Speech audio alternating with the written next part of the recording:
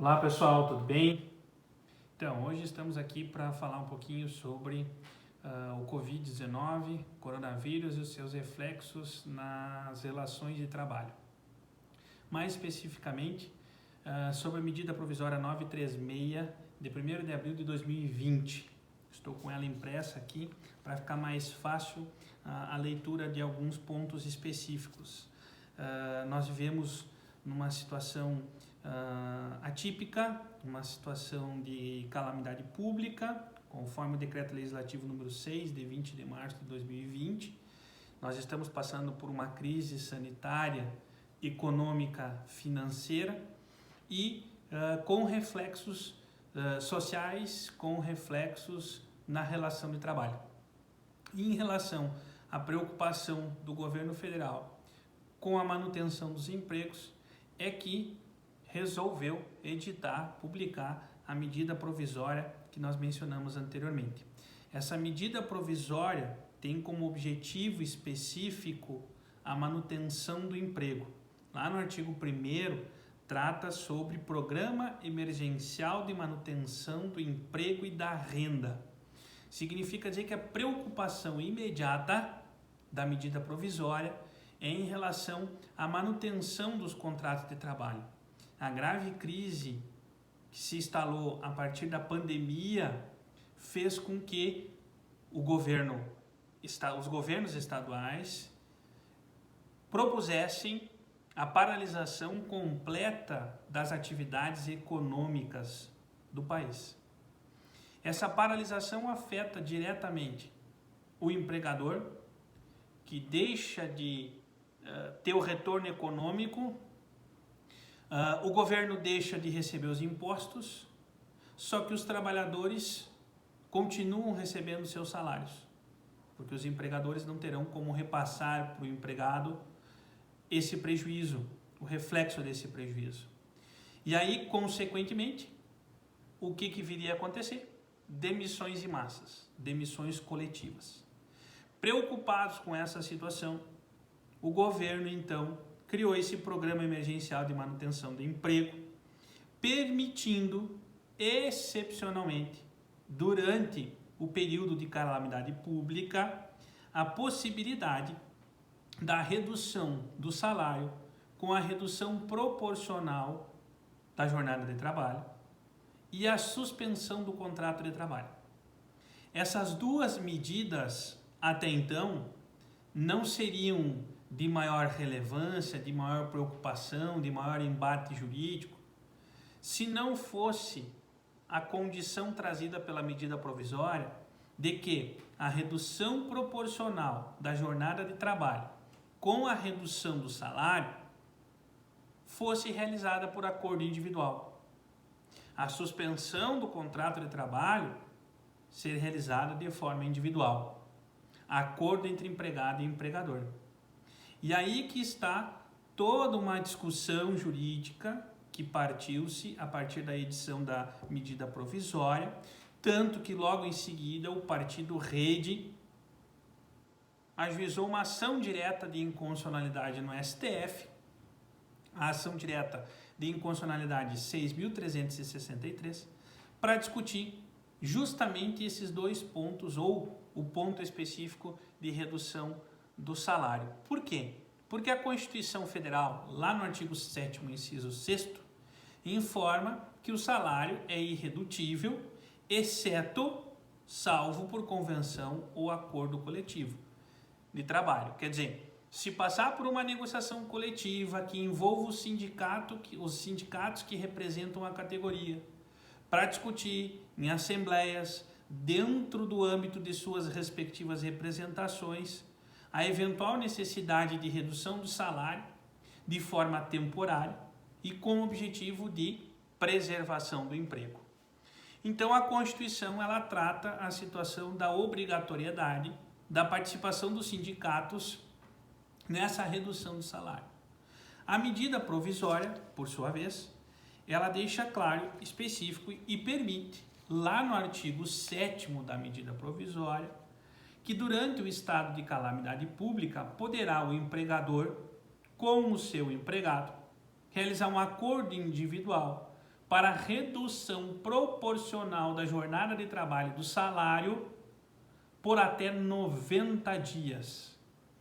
Então, nesse caso, os empregados e os empregadores poderão fazer um documento registrando a possibilidade e o acordo, a concordância, que é a essência do empregado, para se reduzir o salário de forma proporcional à sua jornada de trabalho, considerando essa redução proporcional de 25%, ou de 50%, ou de 70%. Então, nós teríamos 3 possibilidades da redução proporcional da jornada de salário com a redução respectiva do salário. E aí, a medida provisória diz o seguinte: empregado e empregador podem ajustar isso por acordo individual e escrito. Feito isso, elaborado o acordo escrito individual entre empregado e empregador, o empregador tem que comunicar ao empregado com 2 dias de antecedência e, após a assinatura desse acordo, deverá comunicar o sindicato da respectiva categoria e também o Ministério da Economia. Por quê?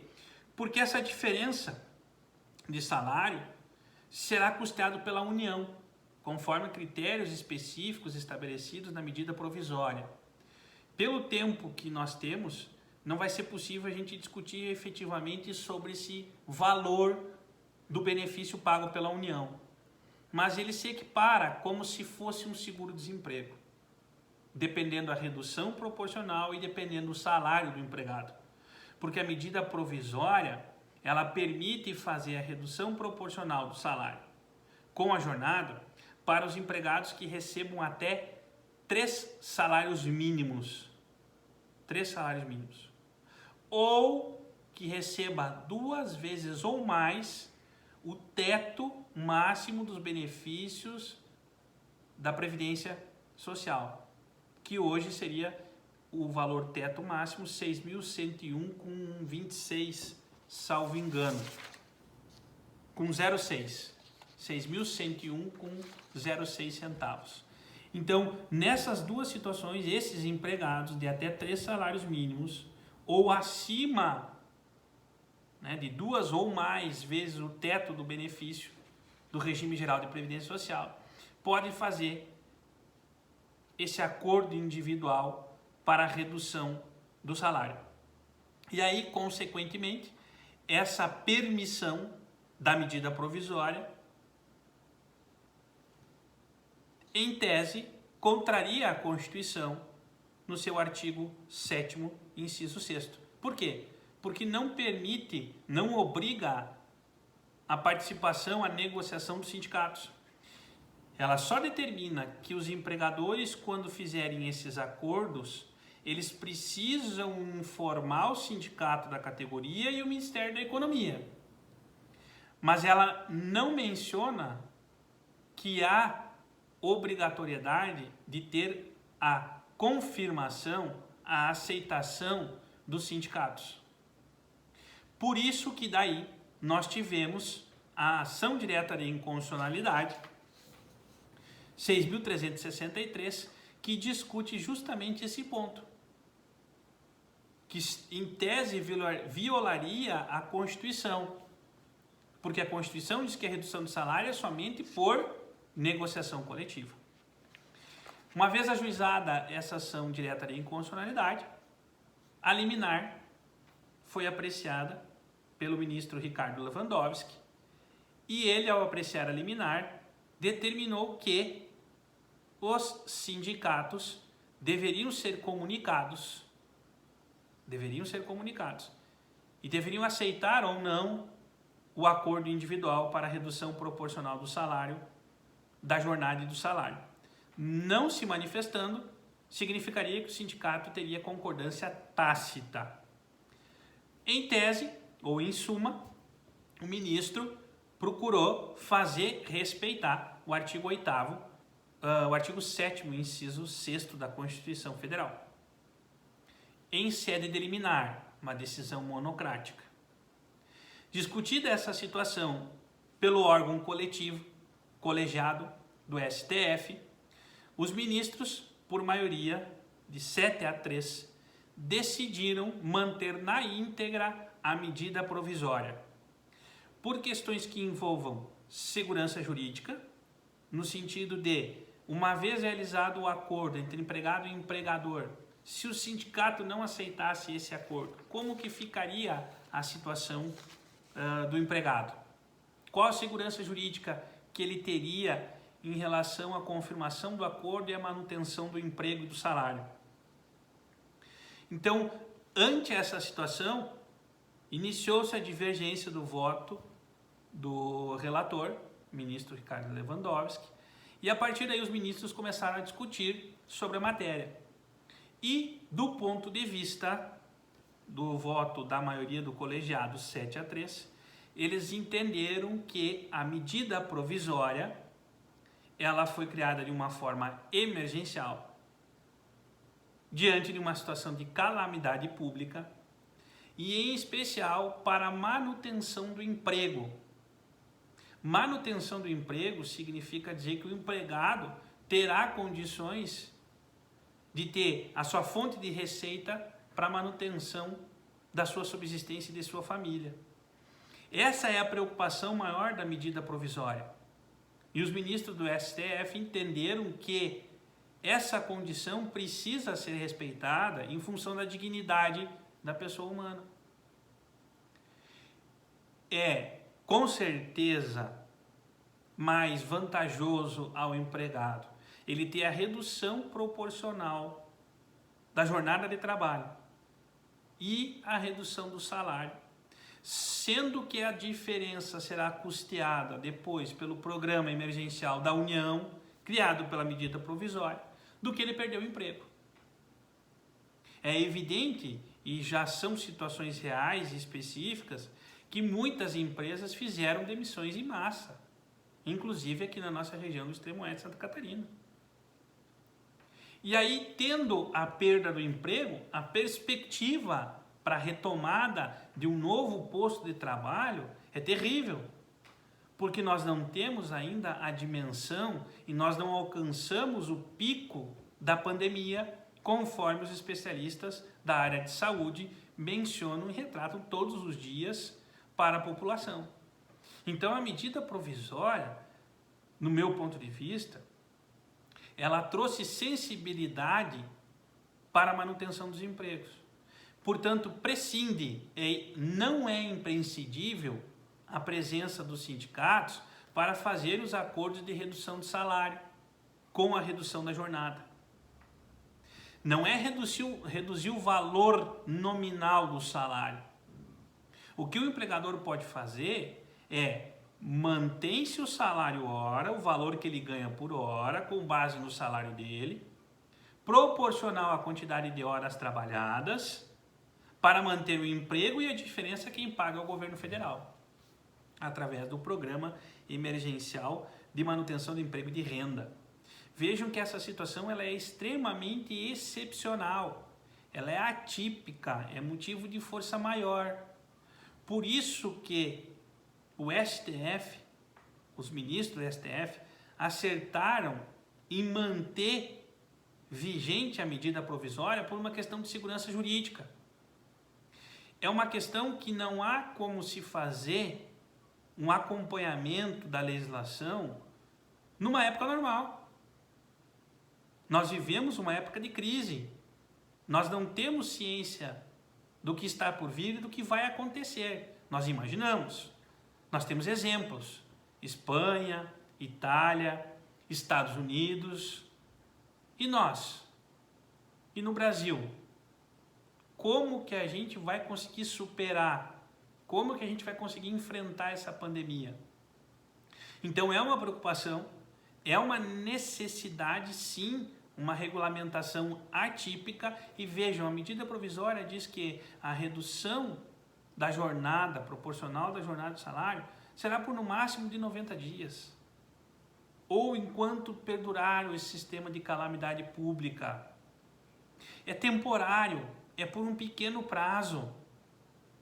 Nós não podemos simplesmente entender, do meu ponto de vista, claro, de jogar essa responsabilidade integralmente para o grupo econômico, para o grupo de empresas. todos nós precisamos saber de que abdicar de certos privilégios será necessário por um curto período de tempo. Um curto período de tempo. E essa é a finalidade da medida provisória.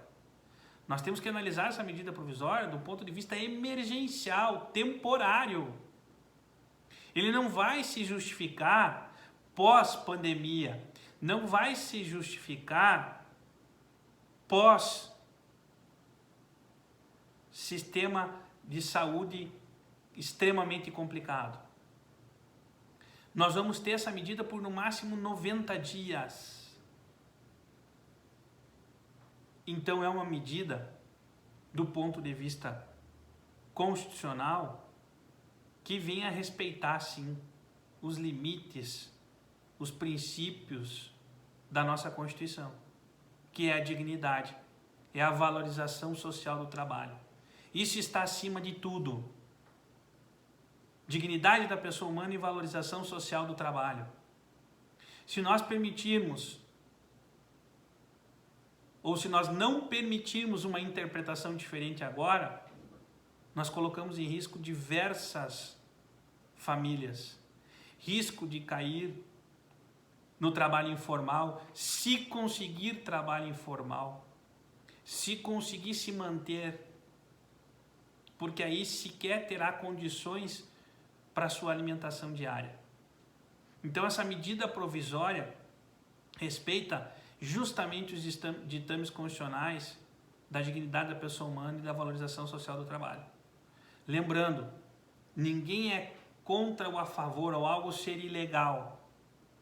Não é isso que nós estamos tentando mencionar.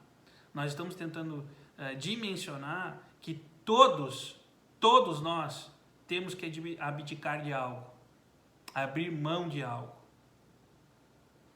E para isso, acontece tanto na área social, econômica, cultural, relação de trabalho. E para isso nós precisamos ter essa consciência. A medida é para a manutenção do emprego. E enquanto persistir esse sistema, o empregado, quando ele retorna, quando cessa a redução proporcional, ele tem estabilidade, ele não pode ser demitido pelo mesmo período que ele teve a redução da jornada e do salário.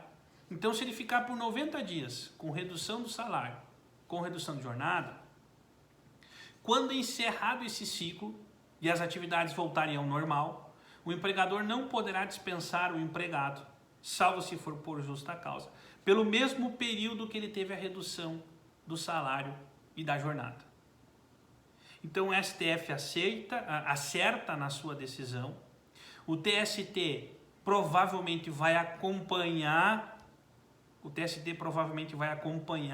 o mesmo entendimento, não por uma ordem de hierarquia, mas por uma questão de princípios constitucionais, por uma questão atípica, por uma questão de força maior e principalmente temporária, que poderá manter diversos empregos. Ao passo que, se a medida provisória for desconsiderada, milhares de trabalhadores perderão seus postos de trabalho e sua fonte de renda. Então, dentro disso, um único aspecto da medida provisória que nós podemos fazer abordagem aqui, até pela questão do tempo, mas ela é fundamental, é essencial para a gente compreender o objetivo da medida provisória, que é a manutenção do emprego. Obrigado pela atenção, um abraço e a todos.